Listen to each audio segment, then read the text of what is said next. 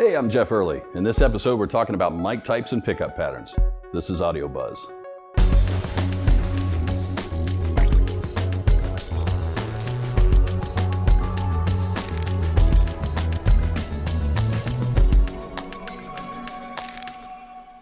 From your handy stick mic to a studio vocal mic to this little lavalier, microphones come in all shapes and sizes, but they don't all work the same way. You'll generally run into two types, dynamic and condenser. In a dynamic microphone, a small movable induction coil is placed in the magnetic field of a permanent magnet, which is attached to a diaphragm. When sound waves enter the microphone, they move the diaphragm and it begins to vibrate.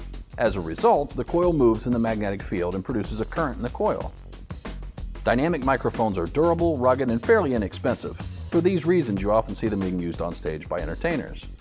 In a condenser microphone, the diaphragm can be thought of as one plate of a capacitor. Vibrations, or sound waves entering the microphone, cause changes in the distance between these plates. Since the plates already have a fixed charge, the voltage across these plates changes with the sound waves, and it produces an electrical signal. Condenser microphones range from inexpensive to very expensive. They generally produce a high-quality audio signal and are used in most studio recording situations.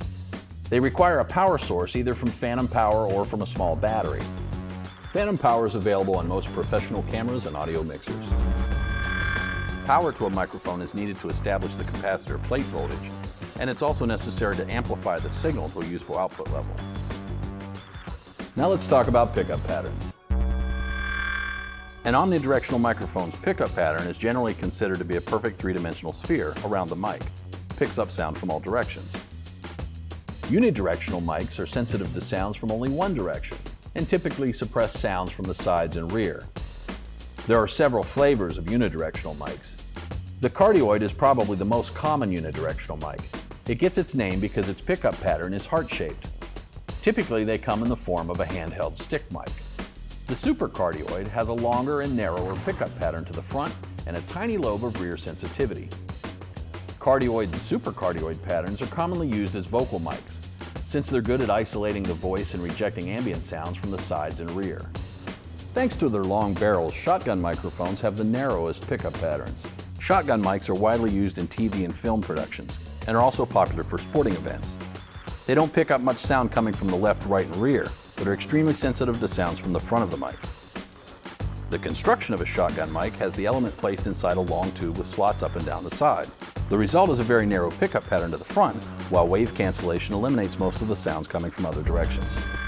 Here at AudioBuzz, we're using two mics, an omnidirectional lavalier under my shirt, and a boom-mounted shotgun as a backup. We practice this dual redundancy to make sure we have a safety in case something goes wrong. Now, it's not necessary, but it's easier than having to reshoot if there's a problem. This is a good practice no matter what type of video you produce.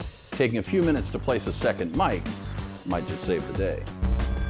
Good microphones can be expensive. If cash is tight, it might be a good idea to rent a few different models from your local AV rental house and try them out before you commit your cash. Choosing and using the right mics for your productions is one of the secrets to successful sound. Thanks for watching AudioBuzz. See you next time.